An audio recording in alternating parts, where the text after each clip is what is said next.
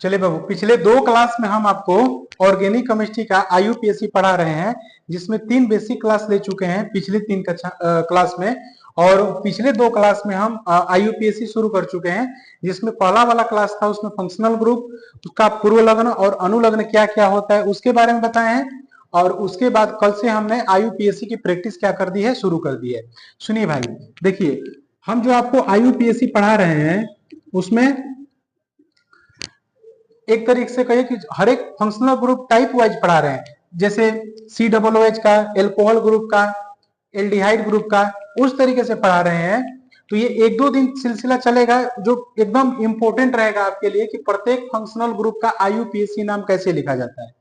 आज जैसे ही 1-2 लेक्चर के बाद ये फिनिश होगा, उसके बाद हम मिक्स प्रैक्टिस कराएंगे आईयूपीएसी का, जिसमें सभी मिक्स रहेंगे, तो उसमें उसका अलग आपको फील आएगा। समझ में आ रहा है? तो जो भी आपको हम टाइप वाइज टॉपिक वाइज करा रहे हैं ना, फंक्शनल ग्रुप का, कार्बोक्सिलिक एसिड का, एल्डिहाइड का, कीटोन का, ईथर का, एमीन का, जो भी कीटोन का, एनहाइड्राइड का, XYZ जो भी करा रहे हैं, आप इसको सीरियस होकर एक एक को अच्छे से पढ़िए, ताकि जब हम मिक्स प्रैक्टिस पर जाएंगे तो उसमें आपको दिक्कत नहीं आना चाहिए। समझ में आ रहा है? तो देखो बाबू, कल के बाद जो हम लोग एल्कोहल और एल्डिहाइड डिस्कस, तो आज हम लोग डिस्कस करने वाले हैं 3rd नंबर का ईथर।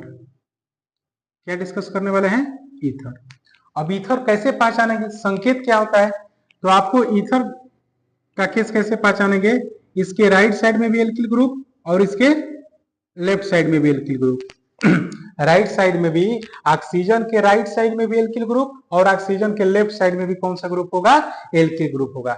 इसका सामान्य नाम कैसे लिखेंगे? तो ऐसे लिखेंगे, एल्किल एल्किल ईथर। एकदम आराम से देखिए, बहुत आसान है। Alkyl alkyl ether.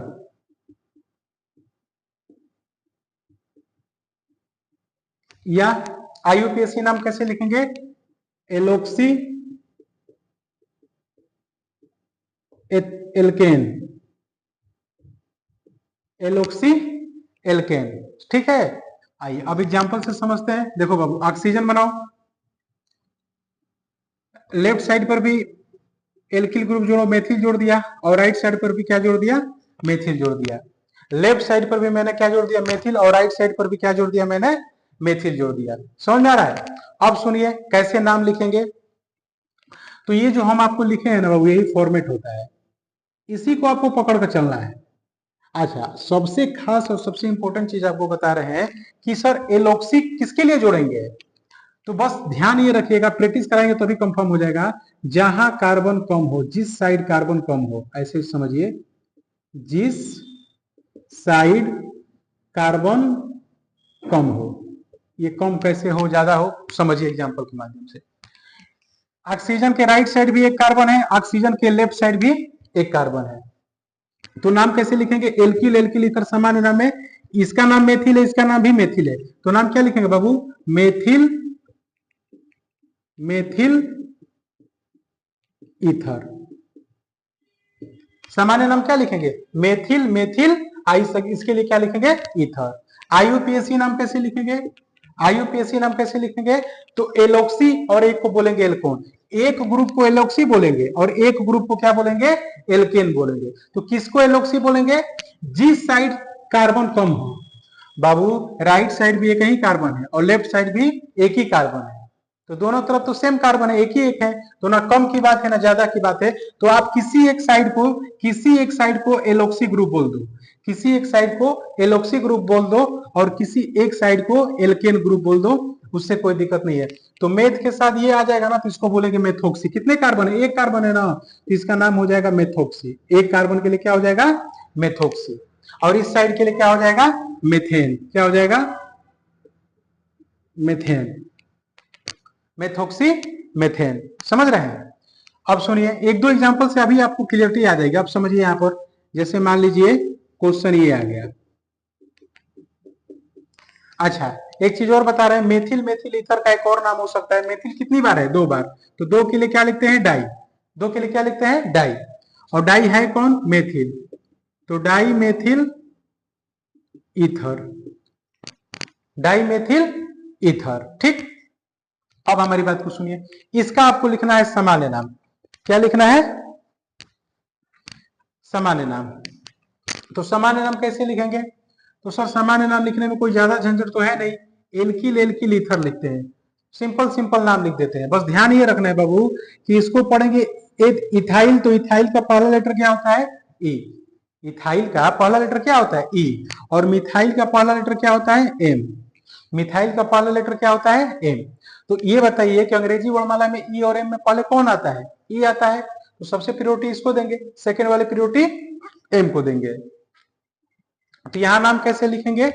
इथाइल मतलब एथिल, और फिर क्या लिखेंगे? मेथिल। और नाम लिखते समय जो है ना, हिंदी वर्ड को नहीं इंग्लिश वर्ड को प्राथमिकता दी जाती है। और ऑक्सीजन के लिए क्या लिख देंगे? ईथर। तो नाम क्या होगा? Ethyl methyl ether. मेथिल पहले क्यों नहीं लिखे? इसलिए नहीं लिखे क्योंकि बाबू मेथिल का पहला लेटर एम होता है ना, और एम जो होता है ई के बाद आता है। तो कभी भी अंग्रेजी वर्णमाला का हमेशा ध्यान रखा जाता है, पहले एथिल होगा, फिर मेथिल होगा, और फिर क्या होगा? ईथर होगा। ठीक, अब आते हैं इसके आईयूपीएसी नाम पर। इसके आईयूपीएसी नाम पर, आईयूपीएसी नाम कैसे होता है कि सर आईयूपीएसी नाम लिखने के लिए आप बताए हैं कि एक साइड को एलोक्सी ग्रुप बोलिए और एक साइड को एल्केन ग्रुप बोलिए। तो हम किसको एलोक्सी बोलेंगे या किसको एल्केन बोलेंगे? किसको एलोक्सी बोलेंगे, किसको एल्केन बोलेंगे? तो अब हमारी बात को यहां सुनिए, यहां से लेकर यहां तक राइट साइड में कितने कार्बन है? दो। भाई राइट साइड में कितने कार्बन है? दो है ना? कितने कार्बन है? दो। और लेफ्ट साइड में कितने कार्बन है? एक। राइट साइड में दो कार्बन है, लेफ्ट साइड में कितने कार्बन है? एक कार्बन है। कितने कार्बन है? एक कार्बन है। तो हम बोले हैं ना कि जिस साइड कार्बन कम हो उसी को एलोक्सी बोलते हैं। तो इधर एक कम है ना, तो इसी को इस साइड को एलोक्सी ग्रुप बोलेंगे। तो एक कार्बन है ना, एक कार्बन है ना इस साइड, तो क्या बोलेंगे? मेथोक्सी। क्या बोलेंगे? मेथोक्सी। और इस साइड को एल्केन बोलेंगे। तो दो कार्बन है, तो दो कार्बन पर क्या हो जाएगा? एथेन। इसका नाम क्या हो जाएगा? Methoxy ethane. समझ में आ रहा है? जिस साइड कम कार्बन हो उसको एलोक्सी बोल दीजिए, और जिस साइड ज्यादा कार्बन हो उसको एल्केन के रूप में बोल दीजिए। एक कार्बन है तो मेथेन, दो कार्बन है तो एथेन, तीन कार्बन है तो प्रोपेन, चार कार्बन है तो ब्यूटेन, पांच कार्बन है तो पेंटेन। इधर एक कार्बन है तो मेथोक्सी, दो रहेगा तो एथोक्सी, तीन रहेगा तो प्रोपोक्सी। समझ में आ रहा है? इस चीज को ध्यान रखेंगे। अब जैसे आइए एक और एग्जांपल देखिए, जैसे मान लीजिए ये वाला एग्जांपल आपको दे दिया जाए।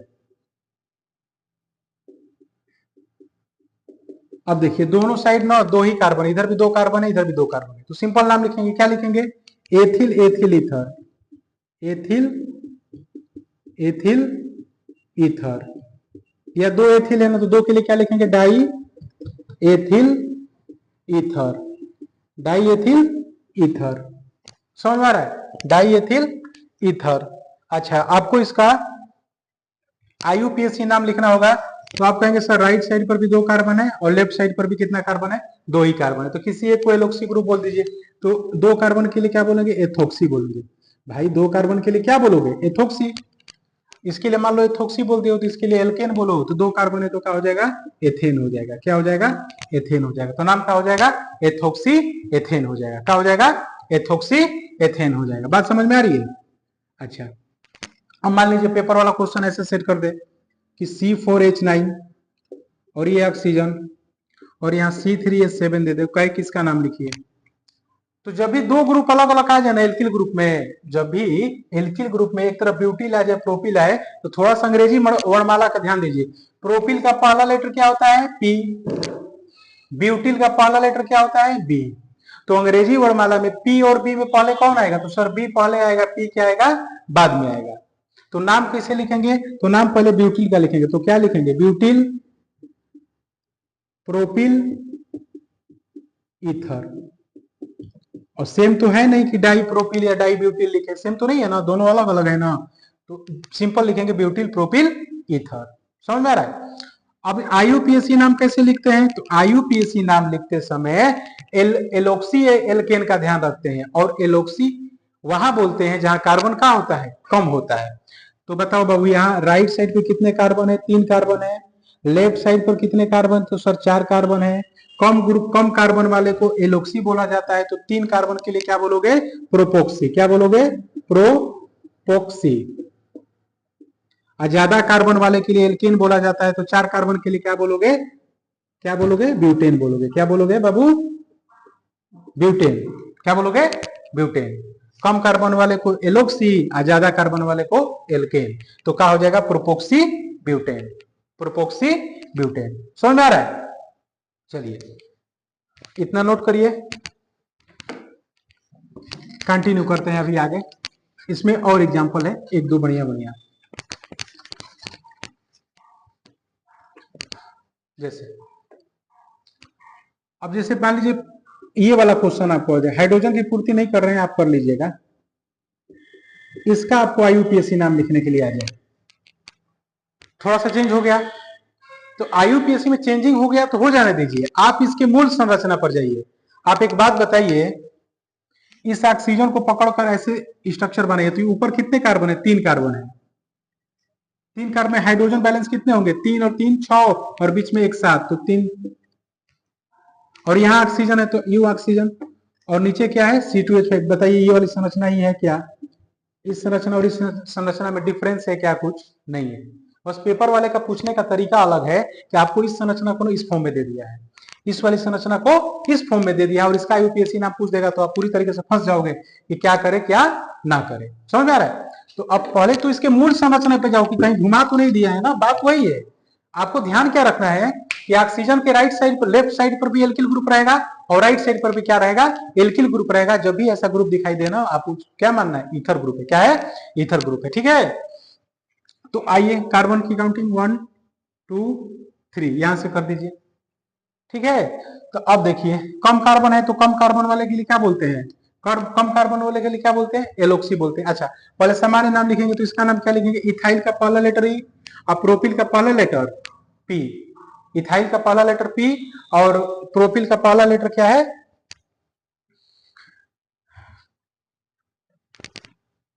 पी है। क्या है? पी है। तो सबसे पहले नाम क्या लिखेंगे? ये इथाइल, हिंदी में इसको एथिल लिखते हैं, एथिल। अब बस एक और चीज, इसका सामान्य नाम इंपॉर्टेंट क्यों हो जाता है अब आपको हम बता रहे हैं। कार्बन लेफ्ट साइड से नीचे कुछ जुड़ा हुआ है, और आपका एक पुराना नाता होना चाहिए कि कोई भी कार्बन का लेफ्ट साइड से एक बंध अगर अधूरा होता है तो इसके लिए एक शब्द जोड़ा जाता है। वो कौन सा शब्द होता है? आइसो होता है। कौन सा शब्द होता है बाबू? आइसो होता है। समझ में आ रहा है? कौन सा शब्द होता है? आइसो होता है। तो इसका नाम हो जाएगा एथिल आइसो, और 3 कार्बन है ना तो क्या हो जाएगा? प्रोपिल, और आगे क्या हो जाएगा? ईथर। ये आइसो नियो वाला केस हम पिछले क्लास में डिस्कस करा चुके हैं, ठीक ना? अब सुनिए, इसका आईयूपीएसी नाम थोड़ा सा इंपॉर्टेंट है। इंपॉर्टेंट क्यों है? क्योंकि आपको संरचना थोड़ा सा क्या क्या होकर आई है? घूम कर आई है। तो कैसे लिखेंगे? अब हमारी बात को सुनिए। देखो 1 2 3, आईयूपीएसी लिखते समय हमेशा पहले सबसे पहले कार्बन की श्रृंखला का चयन करते हैं, फिर उसका अंकन करते हैं, और फिर आईयूपीएसी नाम लिखते हैं। सबसे पहले पूर्व लग्न का नाम लिखते हैं, फिर वर्ड रूट यानी मूल शब्द लिखते हैं, फिर इन या आइन लिखते हैं, और लास्ट में प्रधान क्रियात्मक समूह का क्या लिखते हैं? अनुलग्न लिखते हैं, जिसको सफिक्स बोलते हैं। ठीक है, तो 2 नंबर पे क्या जुड़ा है? एथोक्सी। कम कार्बन है ना, तो कम कार्बन के लिए क्या बोलोगे? एलोक्सी। तो क्या हो जाएगा? 2 ethoxy, 2 ethoxy meth eth prop, क्या हो जाएगा? प्रोपेन। इसका आईयूपीएसी नाम क्या हो गया? 2 एथोक्सी प्रोपेन। 2 क्यों? क्योंकि सर 2 नंबर पे एथोक्सी ग्रुप क्या हुआ है? जुड़ा हुआ। संरचना थोड़ा सा घूम कर आई है। ठीक है, चलो नोट करिए आप।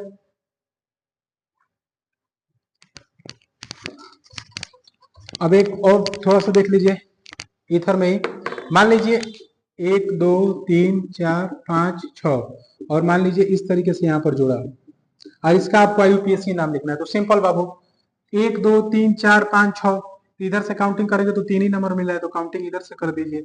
1 2 3 4 5 6 मिनिमम अंक देना होता है। ठीक है, तो 3 नंबर पर क्या जुड़ा है? एथोक्सी। तो क्या लिखेंगे? 3 ethoxy, 3 ethoxy. Meth eth prop but pent hex, तो 3 एथोक्सी हेक्सेन। 3 है एथोक्सी, 3 एथोक्सी हेक्सेन। समझ में आ रहा है? ये आपका इसका क्या हो गया? आईयूपीएसी नाम। ठीक, ये ईथर वाला केस आपका क्या हुआ?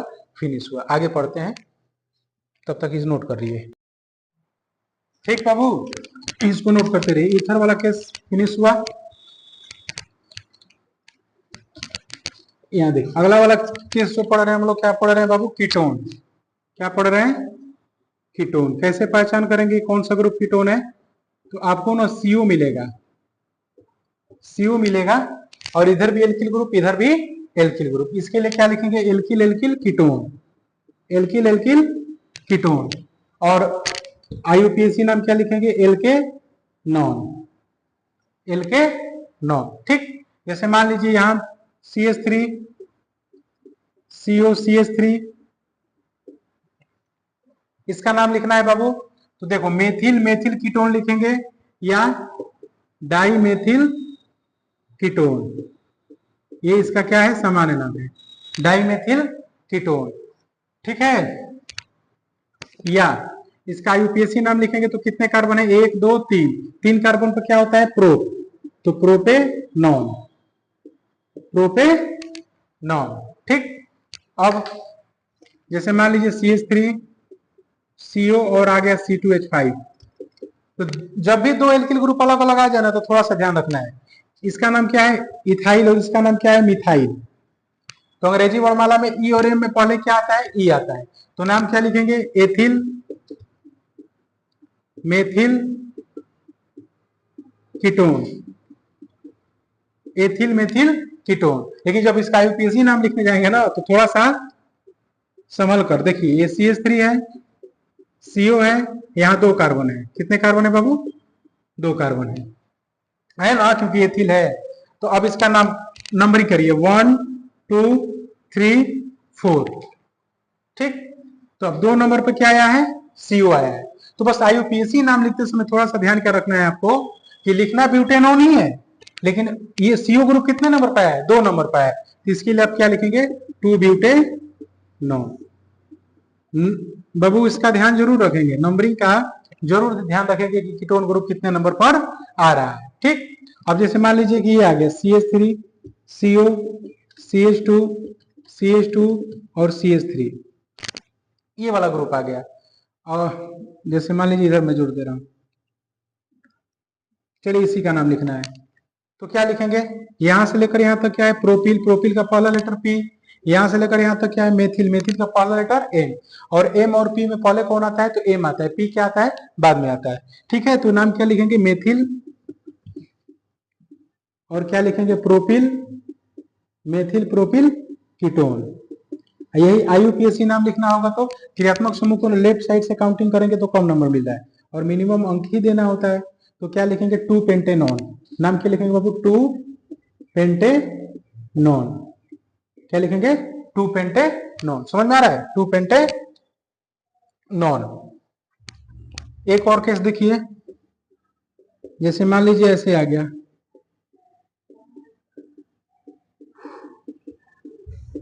इसका आपको क्या लिखना है बाबू? आईयूपीएसी नाम लिखना है। क्या लिखना है? आईयूपीएसी नाम लिखना है। तो पहले सामान्य नाम पर आइए, तो सामान्य नाम पर आएंगे ना तो सबसे पहले आप ध्यान देंगे सामान्य नाम पर आएंगे। तो कैसे ध्यान देंगे? हमारी बात को ध्यान से सुनिएगा। देखिए आपको दिखाई दे रहा है, इधर क्या दिखाई दे रहा है? इथाइल ग्रुप दिखाई दे रहा है, और इधर कौन सा ग्रुप दिखाई दे रहा है? प्रोपिल ग्रुप दिखाई दे रहा है। कौन सा ग्रुप दिखाई दे रहा है बाबू? प्रोपिल ग्रुप दिखाई दे रहा है। ठीक है, तो अब हमारी बात को सुनिए। लेफ्ट साइड से सेकंड वाले कार्बन के नीचे कार्बन आया है, तो लेफ्ट साइड से सेकंड वाले कार्बन के नीचे कोई कार्बन आता है तो इसके लिए कौन सा शब्द लगता है? आइसो। क्या लगता है? आइसो। तो इसके लिए क्या लिखेंगे? Isopropyl, iso propyl. ठीक, और इसके लिए क्या लिखेंगे? एथिल। क्या लिखेंगे? एथिल। और इसके लिए क्या लिखेंगे? यहां पर सीओ छूट गया है, सी है, कीटोन है, आइसोप्रोपिल कीटोन, आइसोप्रोपिल कीटोन। समझ में आ रहा है? Isopropyl ketone. अब इसका आईयूपीएसी नाम क्या होगा? अब इसका आईयूपीएसी नाम क्या होगा? तो बताइए। आईयूपीएसी नाम लिखने के लिए सबसे पहले लंबी कार्बन श्रृंखला का क्या किया जाता है? चयन किया जाता है, और फिर उसके बाद क्या किया जाता है? अंकन किया जाता है। क्या किया जाता है? अंकन किया जाता है। तो देखो बाबू, 1 2 3 4 5, ठीक, इसका सामान्य नाम आइसोप्रोपिल एथिल कीटोन ही होगा, उसको नहीं सोचना है। ठीक है, अब 2 नंबर पे क्या जुड़ा हुआ है, मेथिल, तो लिखिए 2 मिथाइल 2 मेथिल 1 2 3 4 5, 3 नंबर पे क्या जुड़ा है, कीटोन ग्रुप जुड़ा है। कितने कार्बन है, 5, तो लिखेंगे 3 पेंटेनॉन 3 पेंटेनॉन। क्यों, क्योंकि सर मेथिल कितने नंबर पे जुड़ा था, 2 नंबर पे जुड़ा था, और सर ऑन ग्रुप कितने नंबर पे जुड़ा था, 3 नंबर पे जुड़ा था। कार्बन की काउंटिंग इधर से कर किए हैं तभी भी 3 नंबर आएगा, इधर से करते तभी भी 3 नंबर पे आएगा। तो इधर से करेंगे तो प्रतिस्थापी को भी कम नंबर मिल जा रहा है, क्रियात्मक समूह को 3 ही नंबर मिल जाए, इसीलिए इधर से कार्बन काउंटिंग किए हैं। तो 2 नंबर पे मेथिल और 3 नंबर पे क्या हो गया, पेंटेनॉन, तो इसका नाम क्या हो जाएगा, 2 मेथिल 3 पेंटेनॉन। ठीक है, चलिए कीटोन ग्रुप आपका फिनिश हुआ। अब हम लोग पढ़ते हैं कार्बोक्सिलिक एसिड। अब देखिए छोटा छोटा है, थोड़ा सा उसको रीड करना, आप 10th क्लास में भी इसको थोड़ा सा जरूर पढ़े होंगे। देखिए अगला वाला है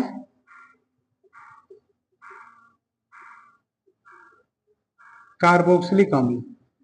सूत्र क्या होता है बाबू, RCOOH, RCOOH। ठीक है, ये कार्बोक्सिलिक एसिड है, यहाँ ऊपर अगर ना दिखाई दे रहा हो तो बाबू कार्बोक्सिलिक अम्ल। ठीक, तो RCOOH। अब सिंपल नाम होता है, देखिए हम आपको क्या सिखलाए थे कि अगर फंक्शनल ग्रुप में कार्बन आ रहा है, अगर फंक्शनल ग्रुप में कार्बन आ रहा है तो कार्बन भी क्या हो जाता है, काउंट हो जाता है, वो कार्बन भी क्या हो जाता है, काउंट हो जाता है। तो R को रिप्लेस करके हाइड्रोजन लिखिए और COOH लिखिए। ठीक, बस ध्यान ये रखना है, दो इसमें दो नाम सामान्य नाम ध्यान रखना है, बाकी IUPAC नाम इजी है। इसका सामान्य नाम होता है फॉर्मिक एसिड। क्या होता है, फॉर्मिक एसिड, फॉर्मिक अम्ल।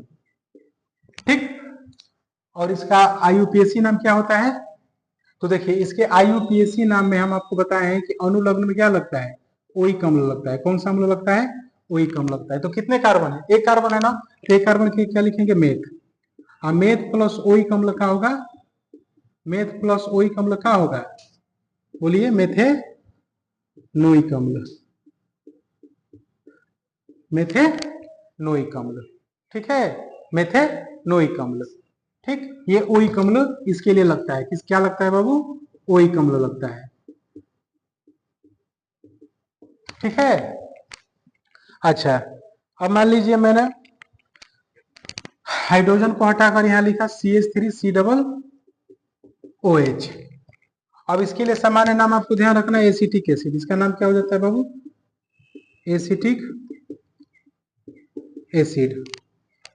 IUPAC नाम कितने कार्बन है, दो कार्बन के लिए क्या लिखेंगे, एथेनोइक एसिड। कितने कार्बन है, 2 कार्बन। ये थोड़ा सिंपल होता है। ठीक है, ये देखो CH3 CH2 और COOH। इसका अगर मान लीजिए IUPAC नाम लिखना है तो क्या लिखेंगे, 1 2 3, 3 कार्बन है ना, 3 कार्बन पर क्या होता है, प्रो, तो क्या होगा, प्रोपेनोइक एसिड या अम्ल लिखिए। ठीक, मान लीजिए अब हाइड्रोजन नहीं लिख रहे हैं, आप हाइड्रोजन की पूर्ति कर लीजिएगा, ठीक ना, COOH इस तरीके से। मान लीजिए यहाँ CH3 दे दिए, यहाँ मान लीजिए क्लोरीन दे दिया, और यहाँ दे दिया ब्रोमीन। ठीक है, अब इसका मान लीजिए आपको क्या लिखना है भाई मेरे, IUPAC नाम। तो इसमें फंक्शनल ग्रुप ये है, ये कौन सा ग्रुप है, फंक्शनल ग्रुप है, और ये सब के सब क्या है, प्रतिस्थापी है। ये सब के सब क्या है, प्रतिस्थापी है। तो जहां फंक्शनल ग्रुप दिखाई दे रहा है ना, वहीं से कार्बन की काउंटिंग शुरू कर दीजिए।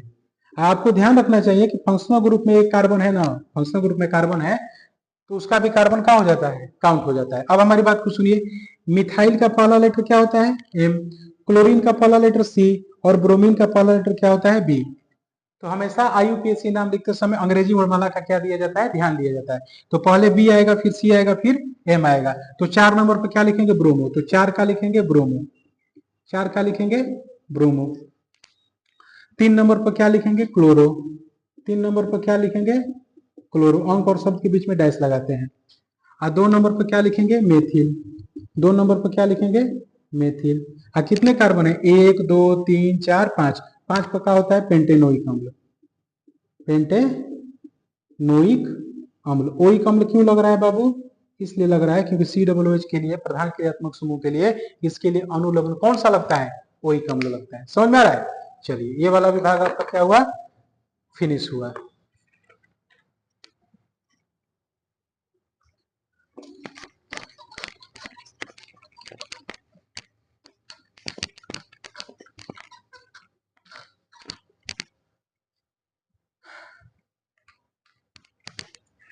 अगला वाला भाग है बाबू एसिड क्लोराइड। क्या है, एसिड क्लोराइड। सूत्र क्या होता है, RCOCl। ये इंपॉर्टेंट है बेटा, 12th क्लास में भी आएगा, इंपॉर्टेंट, ठीक है। और इसके लिए जो IUPAC में नाम लिखा जाता है, alkanoyl chloride, alkanoyl chloride, alkanoyl chloride, alkanoyl chloride, ठीक है। अच्छा, इसका एक IUPAC नाम ध्यान रखिएगा, बाकी से कोई दिक्कत नहीं है। इस फंक्शनल ग्रुप में भी कार्बन है ना, और जिस फंक्शनल ग्रुप में कार्बन होते हैं उसके भी कार्बन क्या होते हैं, काउंट होते हैं। तो हाइड्रोजन को रिप्लेस करके हाइड्रोजन लिखिए और COCl। तो इसका सामान्य नाम जो होगा ना, इसका जो सामान्य नाम होगा वो होगा फॉर्मिल क्लोराइड। क्या होगा, फॉर्मिल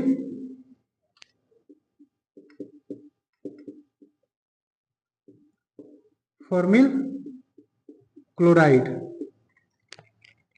ठीक। इसका IUPAC नाम क्या होगा, कितने कार्बन है, एक कार्बन है। कितने कार्बन है, एक कार्बन। एक कार्बन पर क्या होता है, मेथ। अब मेथ के साथ क्या लग जाएगा, OL क्लोराइड। क्या लग जाएगा, OL क्लोराइड। तो नाम क्या हो जाएगा, मेथेनोयल क्लोराइड, मेथेनोयल क्लोराइड, मेथेनोयल क्लोराइड। हाइड्रोजन को हटाकर मान लीजिए CH3 जोड़ दीजिए, CH3 जोड़ दीजिए। तो इसका भी सामान्य नाम ध्यान रखेंगे तो रख लीजिए, एसिटिल क्लोराइड, सामान्य नाम है, ठीक है। और IUPAC नाम क्या होता है, तो सर कार्बन एक है ना, यहीं से कार्बन की काउंटिंग शुरू कर दी, क्योंकि ये फंक्शनल ग्रुप है और ये ऐसा फंक्शनल ग्रुप है जिसमें कार्बन मौजूद है। तो इसका भी कार्बन क्या कर लेंगे, काउंट कर लेंगे। तो दो कार्बन है, तो दो कार्बन पर क्या होता है, एथ। तो एथेनोयल क्लोराइड, एथेनोयल क्लोराइड। समझ में आ रहा है? अब मान लीजिए कभी पेपर में ऐसा क्वेश्चन आ जाए कि इसका IUPAC नाम लिखिए, तो देखिए कितना सिंपल नाम। इसका IUPAC नाम क्या लिखेंगे, सर कितने कार्बन है, दो कार्बन है। हमको आप क्या सिखलाए हैं कि फंक्शनल ग्रुप की तरफ से काउंटिंग शुरू हो जाएगी। तो ये ऐसा फंक्शनल ग्रुप है जिसमें क्या है, कार्बन है, तो काउंटिंग यहीं से क्या हो जाएगी, शुरू हो जाएगी। अब तीन कार्बन है तो आप क्या लिखेंगे प्रोपेनोयल क्लोराइड, प्रोपेनोयल क्लोराइड। समझ में आ रहा है? चलिए इतना नोट कर लीजिए।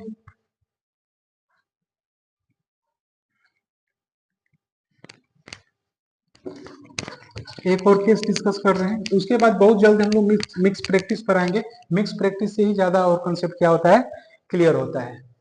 एक हम लोग केस पढ़ रहे हैं बाबू साइनाइड का। किसका पढ़ रहे हैं, साइनाइड का। सूत्र क्या होता है, RCN। क्या होता है, RCN, ठीक है।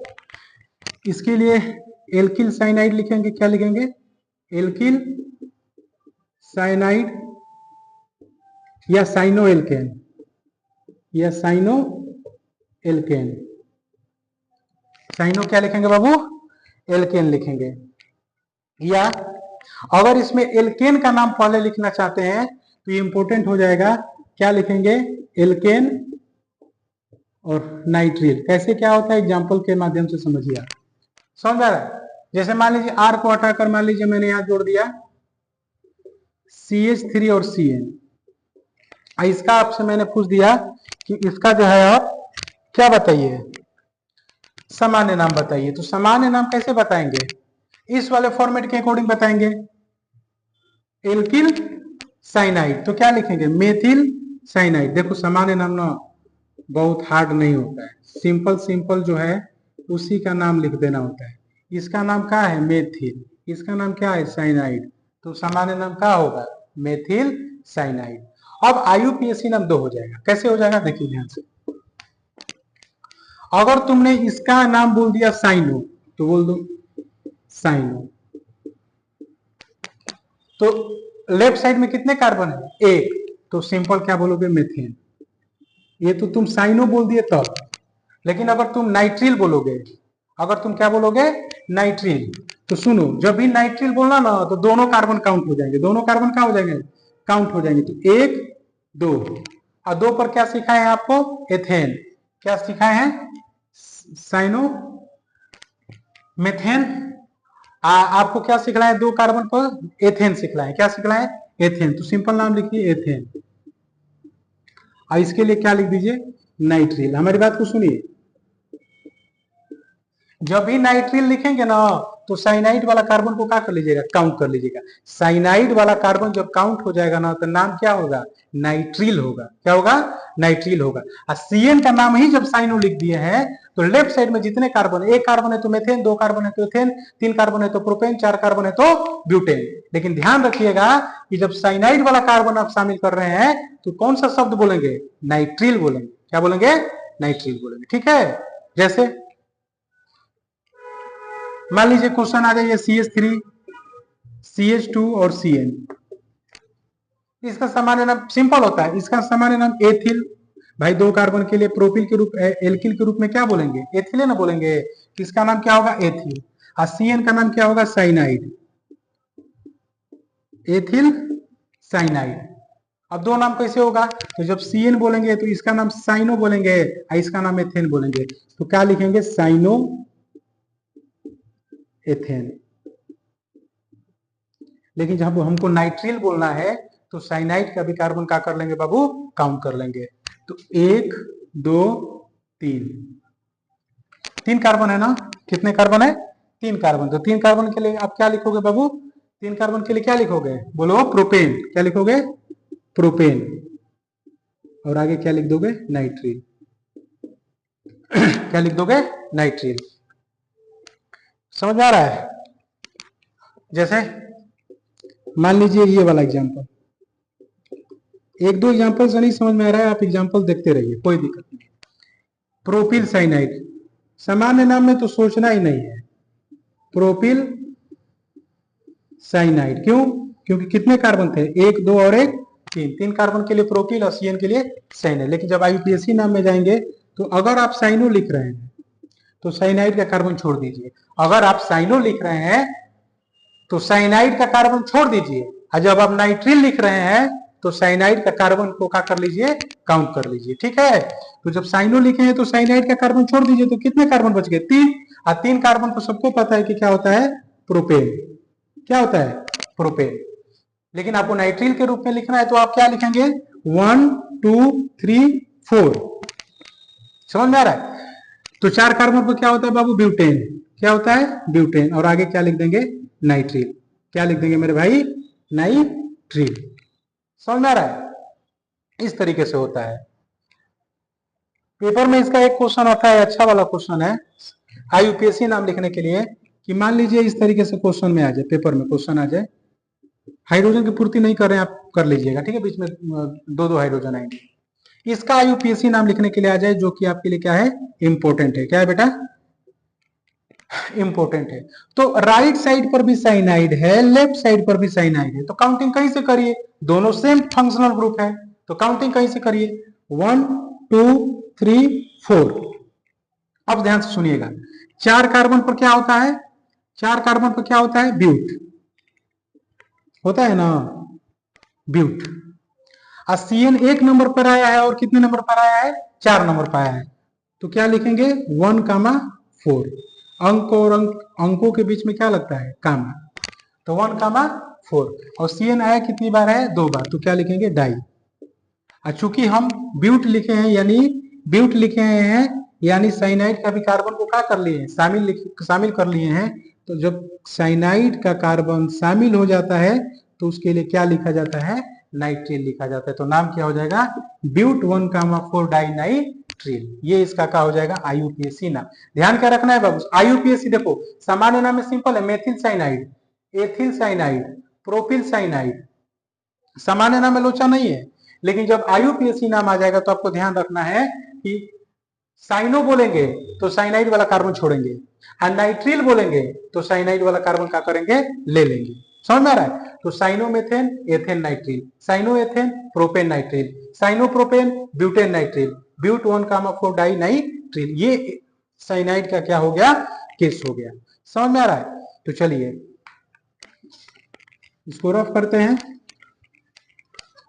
और आपके लिए कुछ होमवर्क देते हैं, आपको उस होमवर्क को करके कमेंट बॉक्स में आंसर बताना है, ठीक है? चलिए हाइड्रोजन की पूर्ति नहीं कर रहे हैं, आप कर लीजिएगा, आप लेकिन इस क्वेश्चन को बाबू जरूर करिएगा, क्योंकि किसी भी टॉपिक को मजबूत, उसके मोर देन क्वेश्चन की प्रैक्टिस ही उस टॉपिक को मजबूत बनाती है। तो किसी भी सब्जेक्ट में अगर आपको मजबूत होना है तो उसमें प्रैक्टिस बढ़ा दीजिए नंबर ऑफ क्वेश्चन का, तो आपके लिए बहुत ज्यादा हेल्पफुल हो जाएगा।